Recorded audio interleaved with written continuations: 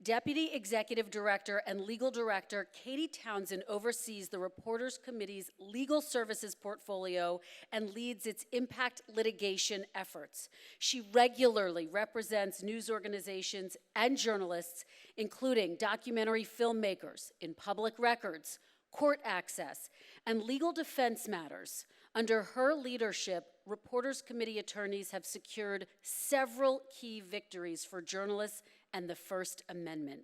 Welcome, Katie Townsend.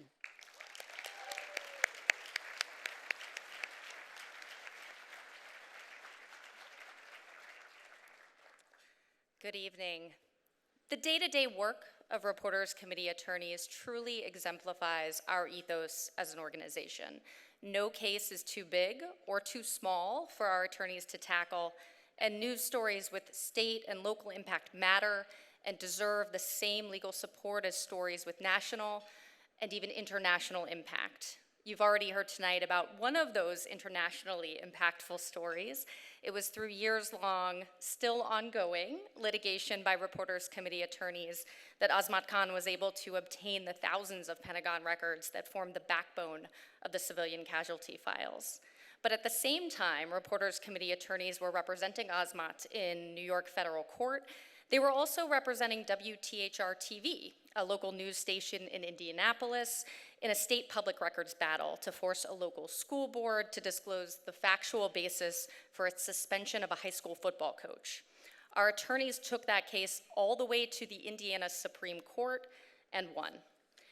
I could list many more examples of the impact of our litigation work, times when Reporters Committee attorneys stepped up to fight the legal battles that needed to be fought to ensure that important news stories could be told. Increasingly, those battles are being fought at the state and local level. And the Reporters Committee is committed to ensuring that journalists across the country have access to the legal support they need to pursue the stories that matter most to their communities. Thanks to a generous investment from the John S. and James L. Knight Foundation in 2020, the Reporters Committee launched its local legal initiative in 5 states to provide on-the-ground direct legal support for state and local enterprise and investigative reporting. In just the first 2 years of the local legal initiative, our Reporters Committee attorneys in Colorado, Oklahoma, Oregon, Pennsylvania, and Tennessee have already fueled so much important local journalism in their states. Building on the early success of the local legal initiative, just last week, the Reporters Committee, together with the Knight Foundation, Microsoft Corporation, and the law firm of Davis Wright Tremaine, announced an expansion of the Protecting Journalists Pro Bono program to, as this video will explain, provide even more support for local journalists. All of the great programs that we have always have an origin story. You know, it was literally a lawyer at Microsoft picking up the phone, calling a lawyer at Davis Wright Tremaine and said, what if we got together? What if we pursued a new path that no one has thought about before to enable lawyers to protect journalists? So when I heard about the Microsoft Davis Wright Tremaine opportunity, the first thing I thought of was the Reporters Committee. I thought that was the absolute most natural combination. Because of our CFP's operational expertise in these areas, we were asked to partner with Microsoft and with Davis Wright, with the support of the Knight Foundation, to help this partnership operationalize its goals for scale and expansion. I don't think you need to go very far or read very much to really imagine what the world would look like if we couldn't protect journalists. When online content began to develop, the thought was, well, there's a lot more resources there. Surely they'll keep up this tradition. That has not happened.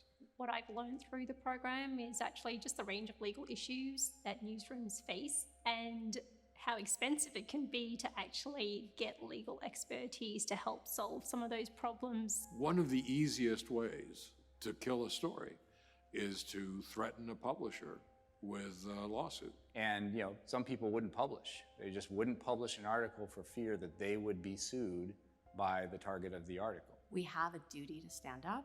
We have an opportunity to use the law to help elevate the truth and not let it be used as a weapon to silence it.